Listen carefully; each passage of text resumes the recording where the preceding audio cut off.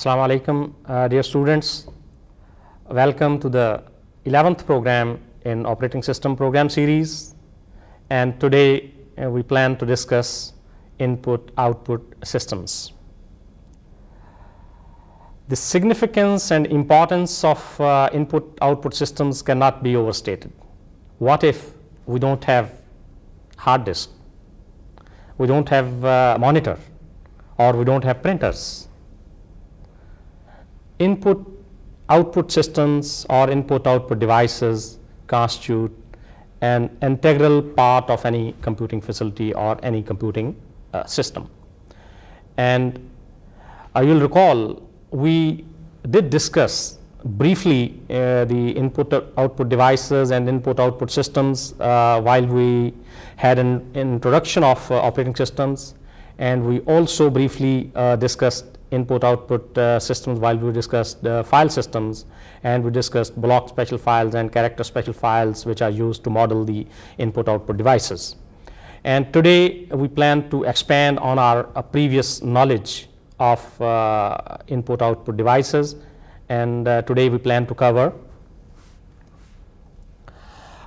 principle of I/O hardware, disks, clocks, character-oriented terminals, graphic user interfaces.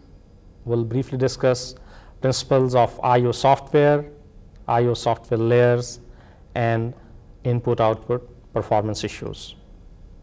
Gentlemen, now let's look at the disk geometry, how physically the disk is divided into tracks and sectors and cylinders, and see how the information is stored on that disk geometry. We see here in this first diagram, we see the physical geometry of a disk with two zones, and the second one here we see a possible virtual geometry for the same disk.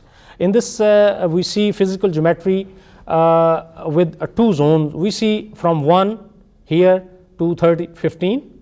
Here we see 0, 1, 2, 3, 4, 5 and up to 15, and this only goes, these 15 zones only goes to 1, 2, 3 up to here, and from there on we have some additional division here.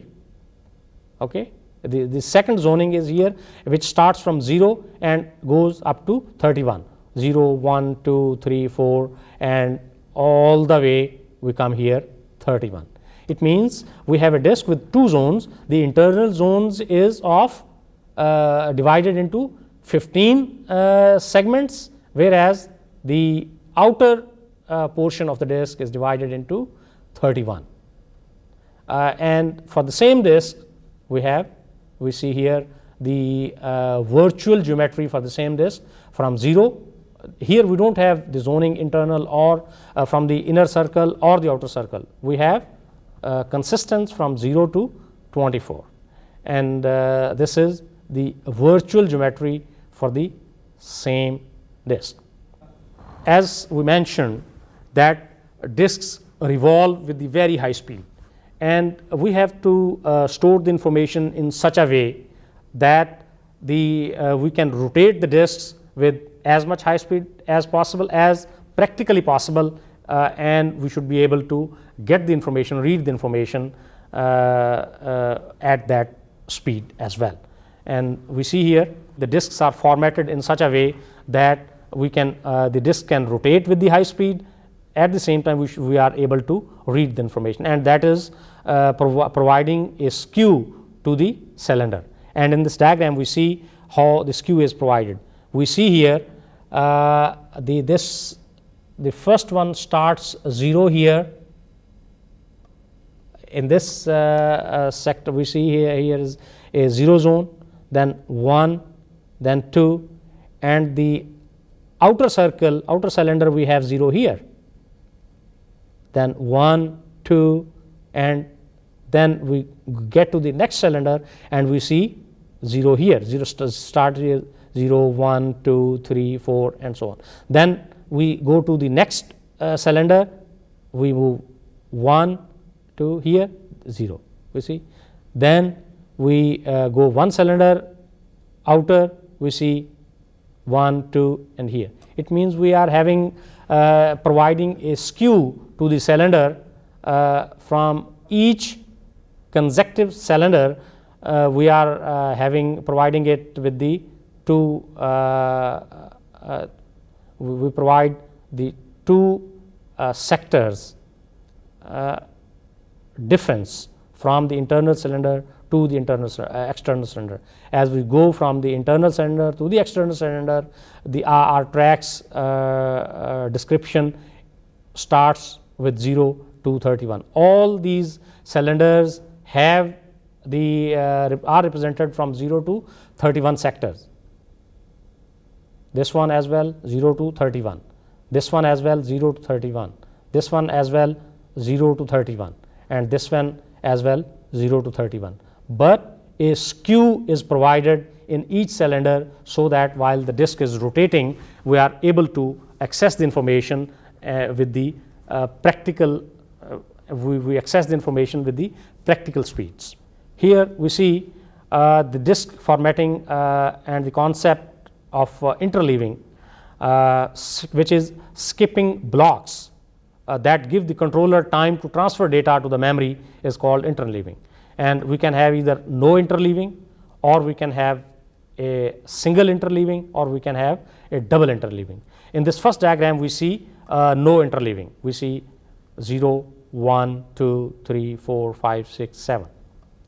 In this second, we have a single interleaving. We see 0, 1, 2, then we skip, we have 1, we skip, we have 2, we skip, we have 3, we skip, we come to 0. Whenever we want to read 0 to 1 to 2 to 3, and then we come to 4, skip 1, 5, skip 1, 6, skip 1, 7. This is a single interleaving, means we leave one sector, and then the next one is numbered as consecutive numbering, leaving one sector at a time. Here in the double interleaving, we see 0, 1, 2, here is 1, then we skip 1, 2, we have 2, then we skip this, 3, once again 0, we skip this one, we skip this one, we get 1. We skip this one, we skip this one, we got 2. We skip this one, we skip this one, we got 3.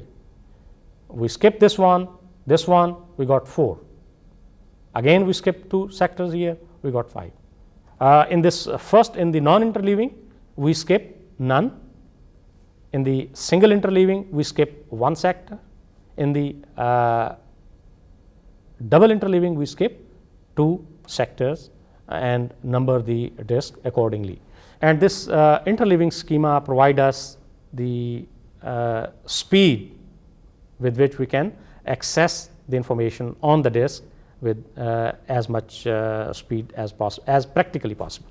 Accessing the disks also requires certain algorithm which we use to access the information as fast as possible, or write the information on the disk as quickly as possible. There are a number of algorithms which we use to read write from the disk, and these are, for example, the shortest access time first, then is the first come first serve, then is scan, C-scan, N-scan, and these algorithms we use to optimize the read write from the disk. Let's look at that.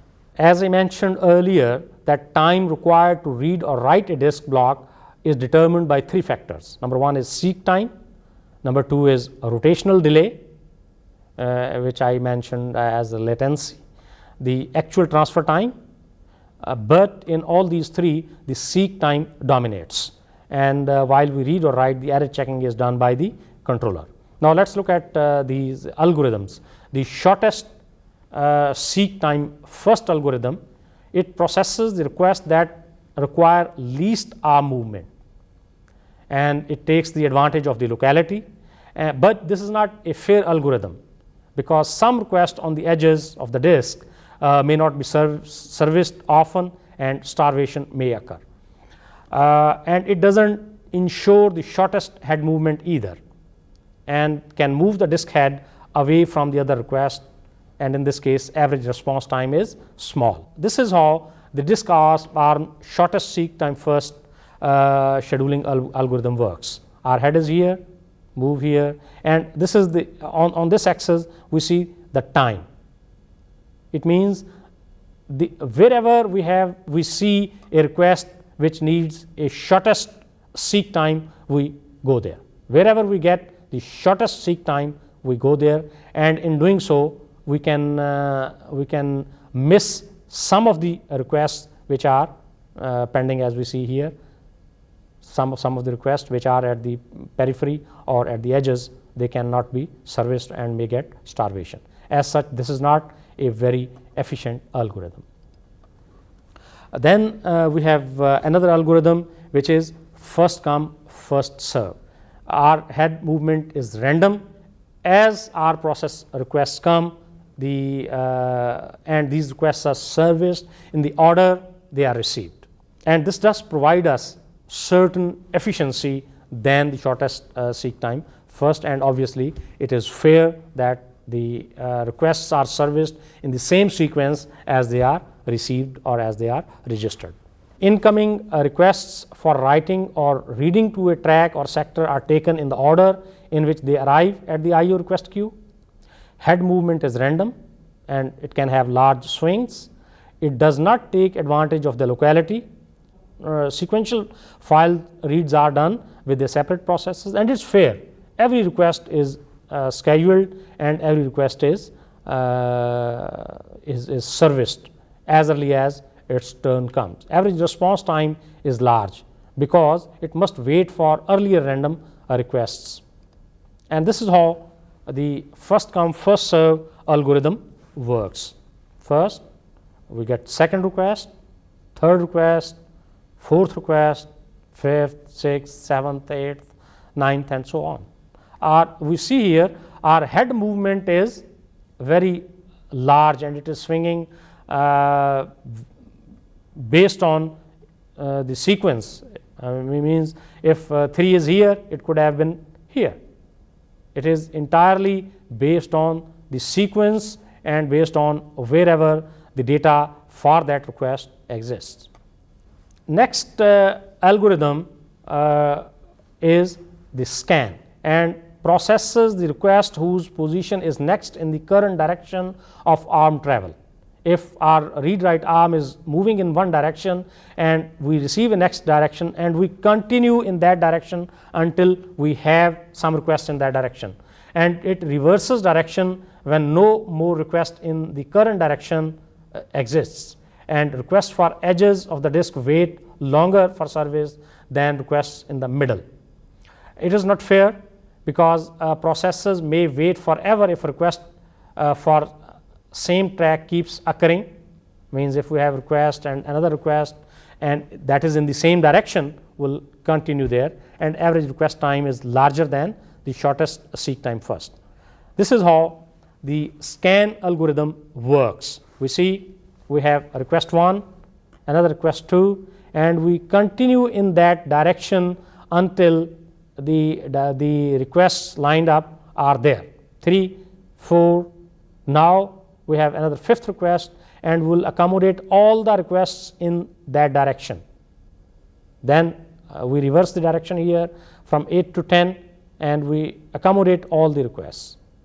This is how the scan algorithm works. The next algorithm is next step algorithm, and it is only a little variation of the scan algorithm, because once the arm starts traveling in one direction, it only will go in that particular sweep. Whatever requests are there in that direction, it will at the start of the traveling in that particular direction, and once they are serviced, then the direction of the arm travel is determined at that stage. How it works, let's look at that. As I mentioned, it is similar to the scan, but service only requests that were already waiting when the sweep began.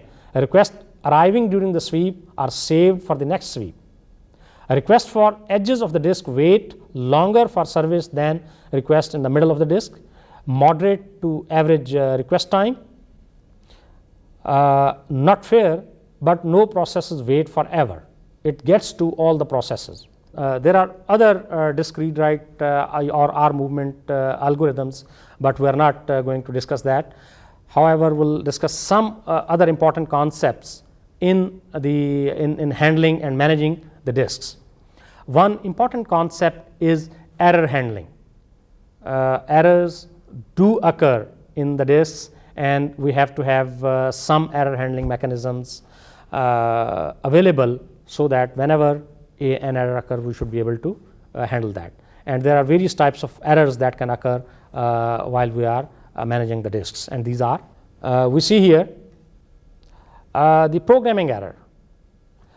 In the programming error, we are trying to read a block which is non-existence. It means in our program we program or read a certain block which is not there. As such, an error occurs, and we have to fix the program because it is not the fault of the disk, or it is not the fault of the hardware that read cannot be accomplished, because that block does not exist. The second error could be the transient checksum error, and these are primarily the temporary errors because of maybe some dust on the read write head, and if we repeat the process, we can in fact overcome these errors. And the next type of errors is permanent checksum error. That is where there is some physical fault on our some blocks or some area on the disk is already damaged, and that cannot be recovered. That's why we call it permanent checksum error. And another type of error is the seek error. We say we want to read the block 6, and our disk arm goes to block 7 instead of block 6. As such, an error occurs, and we cannot and we have to recover that error. The last type of error, we see the controller error, where the controller refuses to accept any command. There is some problem in the controller, and controller refuses to accept whatever command the user gives to it. You will recall we briefly discussed if there are some bad sector of there is a permanent damage of some sort on the disk, how to handle that. We briefly discussed that in our previous discussion, but now we'll explain that with the help of a diagram. In this diagram, we see, for example, in this first part, we see there is a bad sector here, and we also have some spare sectors here. We see from 0 to 29, and this bad sector is sector 7, and we have 2 spare sectors here. What we do is we allocate a spare sector to the bad sector here. We see here number 7, we allocated the spare sector, we allocated the bad sector to spare sector, we allocated to a bad sector. As such, we substituted a spare sector for the bad sector. Now, but this yields a little inconsistency. We have 0, 1 to 29, and then we have sector 7. We do it by shifting all the sectors to bypass the bad sector, and that is shown here in this diagram. We say 0, 1, 2, 3, 4, 5, 6, 7. We skip the bad sector 7, and all the way we go to 29. Means if there is a bad sector, we have some spare sectors with which we can replace the bad sector. Then we substitute a spare sector with the bad sector, and then we shift all the sectors to bypass the bad sector.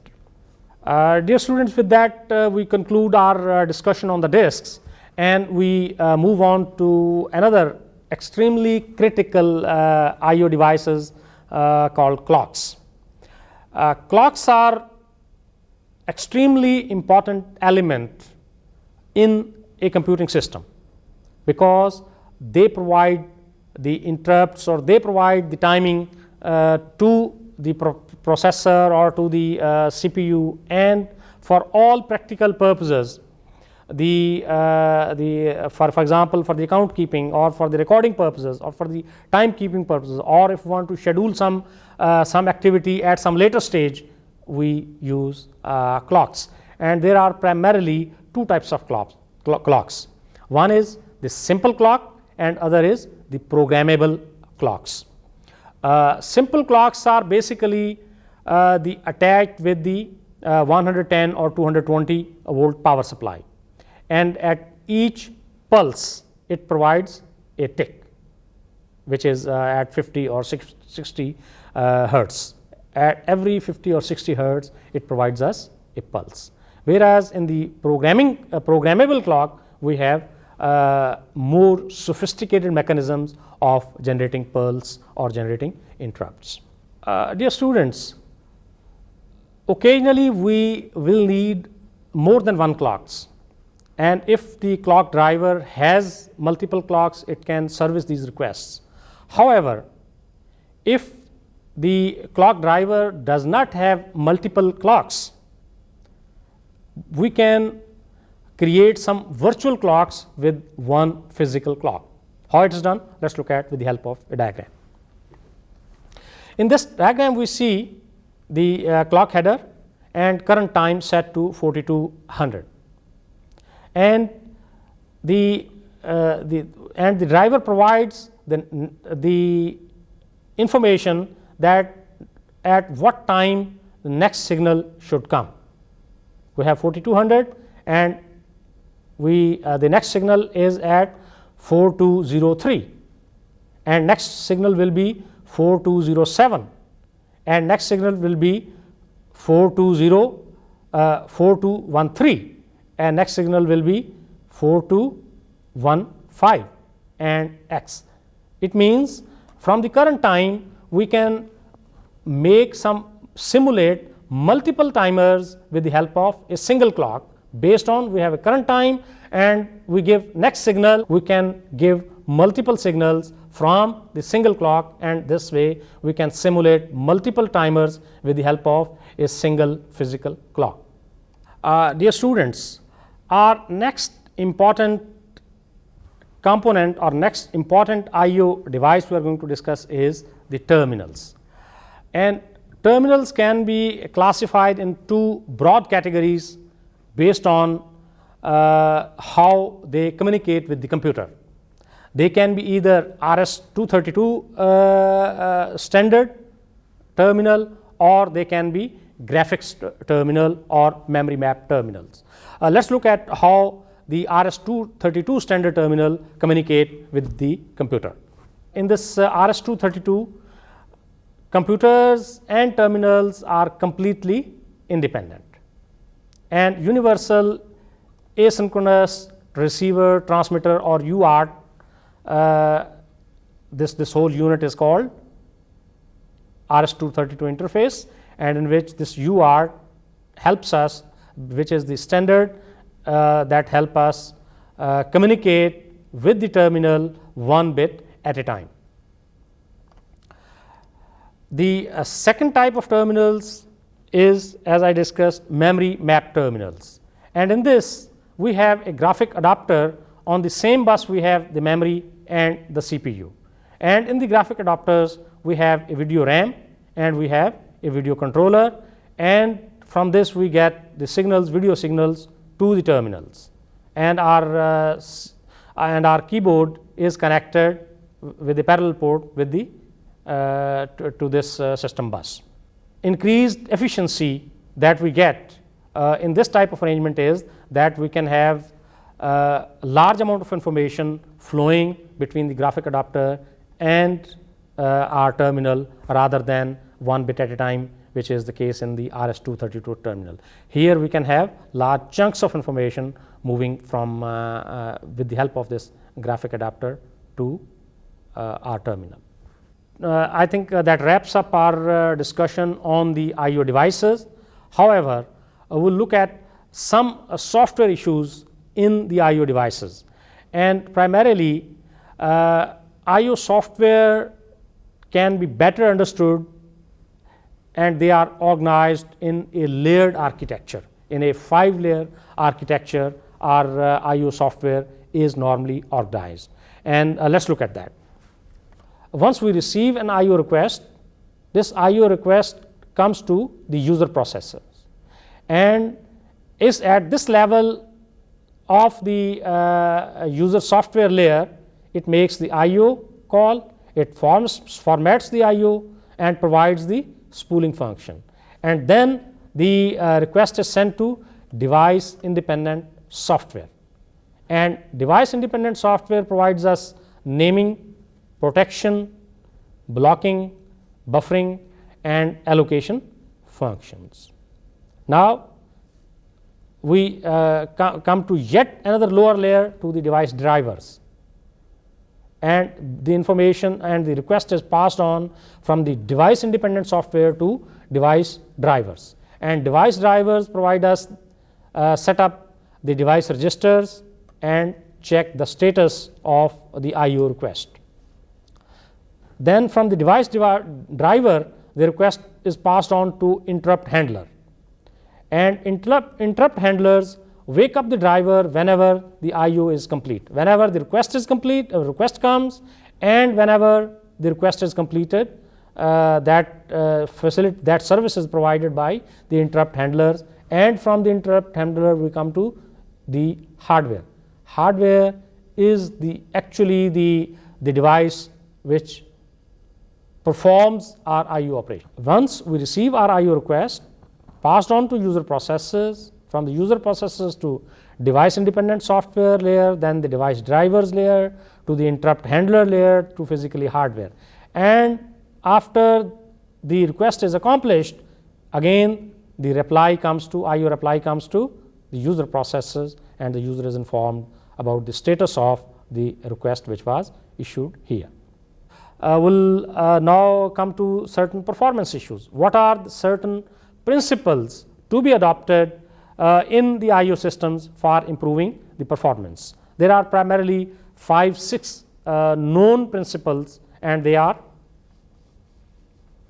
number one is reduce the number of times that data must be copied in memory while passing between device and the application.